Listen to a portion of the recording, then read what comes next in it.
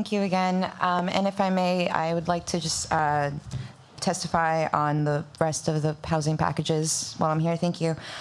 So first, I'd like to talk about these legislations in a timeline of sorts. So I'm here in support of 808 because, well, it's a process, right? We're creating a system of accountability, and we're not really here talking about 808 because of the money, you know? It's more of just, like, again, accountability for the landlord and the tenant to have that kind of reinsurance with them in that relationship, right? Moving on to the next legislation of 911, also in support because, you know, once you're in an apartment, you want to feel like you have rights, right? That you have protections, right? We still believe in that here. So very much in support of 911. Next to talk about is 912, the eviction ceilings. Something that I saw when I was helping with the eviction desk at the court system was that a lot of these tenants were being evicted like again and again by the same landlord. Well, and because, you know, they have this eviction record, and there are a lot of landlords that are not going to rent to someone who's a repeat offender, but may not understand the situation, right? That they could not get out of that. They couldn't find anywhere else to go because of the record, and so I strongly support, you know, eviction ceilings because homelessness will not get any better, right? If you have nowhere, if you can't rent from anywhere, where else are you going to go, right? And as we talked about previously, there is very limited housing stock. I believe we need like 20,000 units, right? I don't see that happening. Well, hopefully it happens right soon, as long as we pass legislation to fund it and develop it. But until then, we must pass other practices that can help mitigate these issues. So in support of 912. And lastly, 914 on the 4% cap, because again, rent is out of control. We gotta stabilize it because don't know how else we're really gonna do it. So unless you have other creative solutions, I suggest strongly supporting 914. Thank you for your time. Thank you for having me. My name is Vivian, and I'm a tenant in Federal Hill and Providence, and I urge you to please pass Senate Bill 911. I'm also here in support of 365, 390, 616, 808, 912, and 914. I'll keep this short. The housing crisis in Rhode Island will soon be a tsunami that won't be stopped unless brave action is taken against you know, everything that is happening now to tenants, and the legislature needs to act now. Though the governor has just announced his most recent round of housing funding, and it looks like many more bills to build more housing, including much needed public housing, will likely pass this year, new housing will not come online soon enough to mitigate the current and future crisis. Tenants need protections against arbitrary and steep rent increases. We need protections against discrimination for simply not having a home or being born in another country. We need to protect those who have faced eviction filings through no fault of their own by giving them the ability to seal their records. In a rental market that increasingly sells homes to out-of-state absentee landlords or the corporate or real estate syndicate variety that will simply lead to more slum housing, we need to allow tenants the first right of refusal to potentially buy their homes and keep them owned by Rhode Islanders.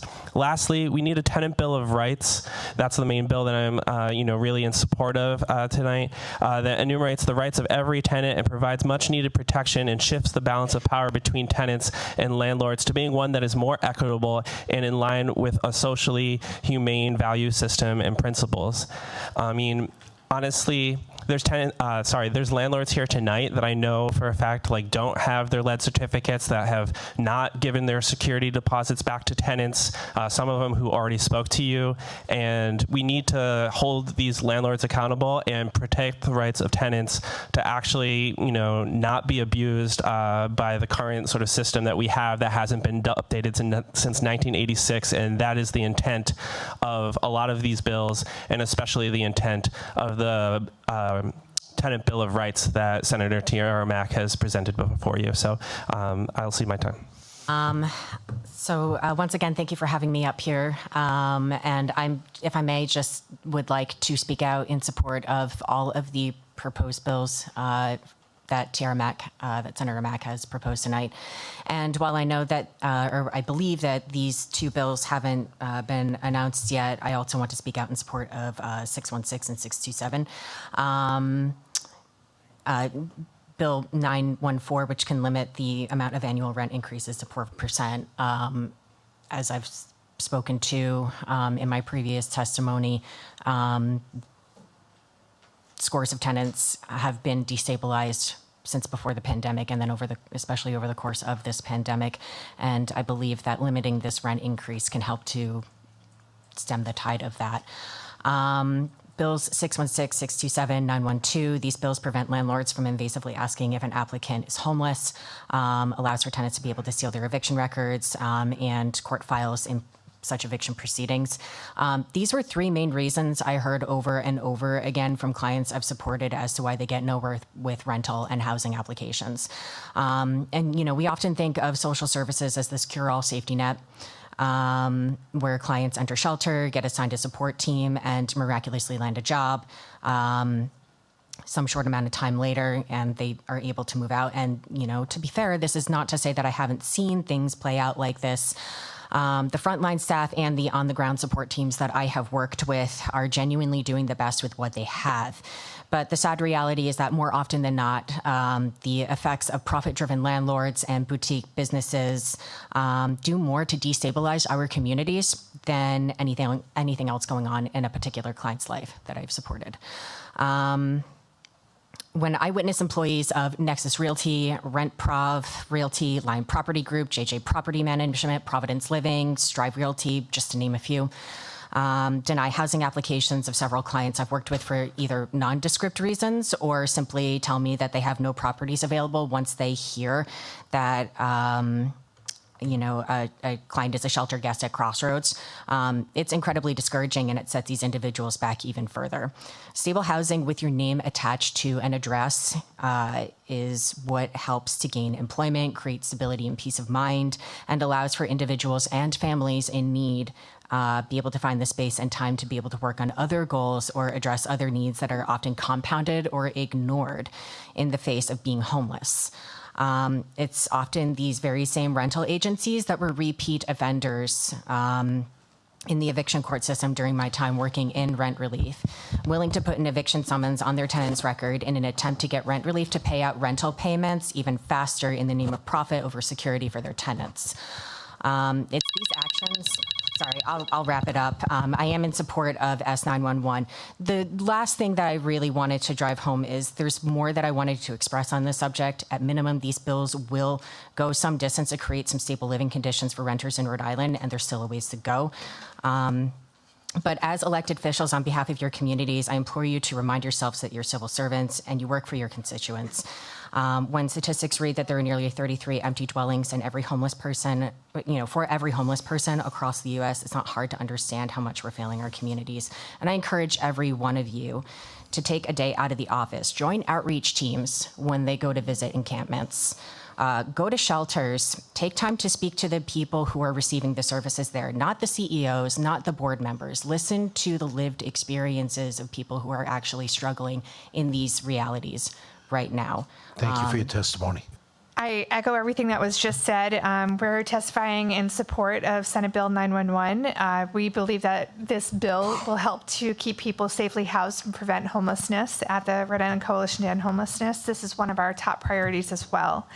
Rhode Island is experiencing a dreadful housing crisis, which you all are very aware because thankfully it's been talked about a lot this year, and now it's time to take some action. Our last monthly numbers that we had on May 6th, we counted 348 people who have been living outdoors, and 1,266 people are experiencing literal homelessness in our state. We know that that number has increased over the past couple of weeks since the Armory has closed and other factors have led to people outside. So our numbers are still growing, and we need to find ways that we can stop that bleeding. And this bill, the Tenant Bill of Rights, would be one of those tools that would stop the bleeding and make sure that families aren't being displaced. Reducing the number of evictions and protecting tenants will have a direct impact on the number of people who become homeless, and it will put less of a strain on our already very underfunded system. This This legislation, creating the Tenant Bill of Rights, protects tenants from the astronomically increasing rents we are seeing in Rhode Island. It holds landlords responsible for insect mitigation and prevents landlords from evicting without good cause. These events are extremely disruptive to families, especially when children are involved, and many lead to other negative outcomes throughout people's lives. Furthermore, there is a nationwide effort to reform how evictions are handled. Currently, in Rhode Island, tenants in good standing can be evicted for no fault of their own, which leaves a permanent eviction on their record and can make it difficult to secure other housing. We have met with families who pay their rent on time and adhere to their lease, but they are evicted simply because the landlord wanted to rent the unit to a friend or a family member. And that's a legal eviction that stays on their record and prevents them from obtaining future housing. The evictions are not differentiated, and they are very harmful, and they leads to people being displaced with few options. In other states, Right to Counsel, as outlined in S0911, has helped tenants win eviction cases and stay housed. It can ease the unintended repercussions when eviction is unavoidable.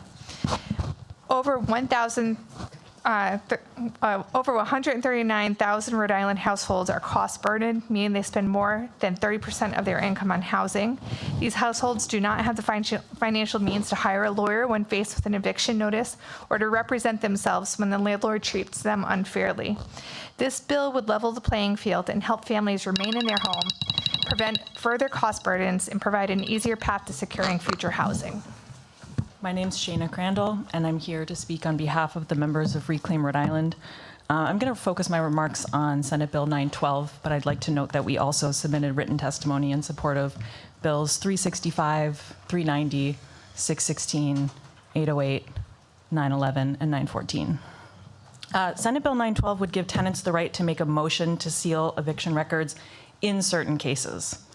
For the last year, we at Reclaim have been organizing some of the most vulnerable tenants in our state who rent from local slumlord Pioneer Investments. And one thing that I hear about most in my conversations with Pioneer tenants, and I speak with dozens of them, is that the threat of eviction hangs over everyone's head all the time. Eviction records haunt you for years and years, keeping you from being able to rent an apartment, even if you can afford it. Even if your eviction case is dismissed, you're still haunted by the eviction record. Even if you pay the landlord everything that you owe and have otherwise abided by the terms of your lease, you're still haunted by this eviction record. You or another member of your family loses a job or gets sick, you fall behind, you scramble and struggle to get back to a zero balance, and still you're haunted by the eviction record. So this is, as far as I can tell, pure punishment for being poor, and it must end. Eviction records have been weaponized by some landlords.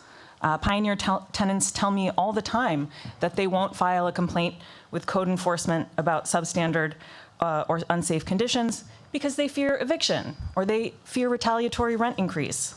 I've heard numerous stories about code enforcement agents telling tenants, discouraging them from filing a complaint because they will probably get evicted, right? So we've heard some remarks about how code enforcement agencies function. And I think some people may be a little bit out of touch with how that happens on the ground, is that in practice, people live in extreme fear of being locked out of the housing market because of an eviction record. Serial eviction is part of the slumlord's business model. It's not incidental, but by design. You don't make repairs. You keep jacking the rent. You cycle people through substandard apartments with impunity. So I implore you to put an end to this today by passing 912. So you may hear from landlords tonight that sealing certain eviction records will prevent them from properly vetting tenants. I don't buy this. S912 is not a blanket erasure of eviction records. There's simply no reason to reject a tenant out of hand because they have a dismissed eviction case, right? Or because they paid everything they owed and got to a zero balance. That's no reason to lock someone out of housing. Another thing I hear, I'm closing on this, all the time from Pioneer tenants, is that they feel like they're shouting for help and no one's listening. People in power have left poor tenants to be eaten alive by slumlords and the private rental market. Please act today to pass these bills to protect Rhode Island tenants. Thanks very much. Yeah, so really, I just want to speak in favor of the ability of tenants to be able to motion to have evictions sealed, mainly because we have this loophole that lets people have no-fault evictions. If you want to raise the rent on a tenant and they can't pay it, or they're worried about it and you haven't heard back from them, they will file or send you a termination of periodic tenancy notice, which gives them 30 days to move, and then otherwise, if they overstay, they can be evicted for reasons other than non-payment of rent. And this is a way to push tenants out when you want to raise the rent. And there's no rent control or rent stabilization in Rhode Island, and so they can raise it as much as they want. So I've seen this with the lowest income folks, but I've also seen this with like middle class, young professional tenants in Federal Hill, other parts of Providence, where all of last summer people were getting termination of tenancy notices because the landlord wants to, move in people from California, New York, Boston, whatever, because they think they can get higher rent prices because everyone knows that there's inflation. So they used that excuse to be like, oh, all the costs are going up. I know some real costs are going up. It is going up for everyone. I believe these landlords that are here tonight saying that, oh, their costs are going up. But some of these some of these landlords are actually price gouging people, and we need to have controls on that. And we need to stop them from evicting people for no fault of their own that are good, hardworking Rhode Islanders who, just want to be able to live in peace, have quiet enjoyment. And it's just insane to me that someone's record forever, or at least for 7 years or something, like Senator Mack said, will have in the court database. You can search up the tenants by the party name and on the court portal, and you'll be able to see that, and then that tenant will be discriminated against just because an eviction for reasons other than non-payment of rent was handed to them because they had their termination of tenancy. And I just think it's crazy. Those people should be able to seal those records. Thank you. Thank you so much, Madam Chair. Katie West, Housing Network of Rhode Island. We're here in support of this bill, Senate Bill 912, and I want to just acknowledge Senator Mack for sponsoring and the co-sponsors on this committee, Chairwoman Noyer, my senator, Senator McKenney, and also Warwick Senator LaMountain. Thank you. So this has been a priority for Homes RI for several years with good reason. As you've heard powerful testimony from before, just an eviction filing, whether the case could have been dismissed, causes irreparable harm to tenants' reputations. It's a significant barrier to accessing housing. And I just want to repeat that while we are addressing the supply with investments authorized by the General Assembly, we also need to be enacting or thinking about enacting these proactive tenant protections. I would disagree that they're anti-landlord. I think they're pro-tenant. And this bill in particular is a straightforward administrative shift that could be really impactful among tenants who are seeking rental housing by providing either party the option to request to seal the court files upon the disposition of the case and at judicial discretion. As Senator Mack says, this is language the judiciary is comfortable with. This is the 5th year a version of this bill has been introduced, and they am hopeful that this compromise balances the interests of the court and those impacted, and it doesn't preclude landlords from screening tenants. They can still use third-party screening services. They can still do reference checks. They can still do interviews, whatever they do. But it has transparency in a more equitable way.